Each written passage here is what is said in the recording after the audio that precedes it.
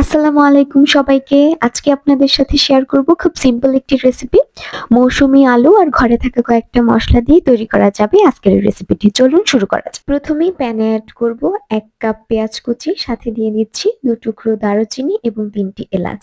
এবার ততক্ষণ পর্যন্ত পেঁয়াজগুলোকে ভাজবো যতক্ষণ না পর্যন্ত খুব সুন্দর একটি ব্রাউন কালার হয়ে আসে। এ পর্যায়ে অ্যাড করব ২ চা চামচ আদা রসুনের বাটা।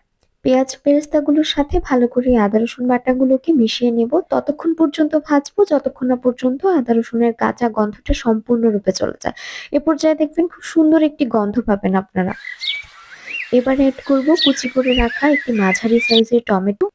এর সঙ্গে দেব ৩টি কাঁচামরিচ, স্বাদমতো লবণ এবং আধা চা চামচ হলুদের গুঁড়ো। এবার টমেটোগুলোকে ঢাকনা দিয়ে ততক্ষণ পর্যন্ত কষিয়ে নেব যতক্ষণ না তেল আলাদা হয়ে উপরে ভেসে আসে। আমি আগে থেকেই আলুগুলোকে 80% কুক করে নিই। এ পর্যায়ে চুলার হিট মাঝারি টু লো হিটে রেখে আমি আলুগুলোকে ৩-৪ মিনিটের মতো রান্না করে নিয়েছি। এখানে একটা কথা বলি, মসলার কষানোটা যত ভালো হবে আপনার রান্নাও কিন্তু তত ভালো হবে।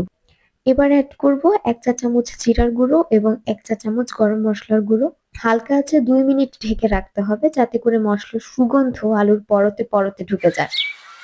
রান্নার একদম শেষ পর্যায়ে কিছুটা ধনেপাতা ছিটিয়ে দিচ্ছি, এতে করে রান্নার স্বাদ এবং গন্ধ দুটোই খুব ভালো আসবে। দেখলেন কত সহজ আলুর দম বানানো। এই রেসিপিটি একবার বানালেই বুঝবেন আলুর দমকে কেন বাংলার সেরা কমফোর্ট ফুড বলা হয়।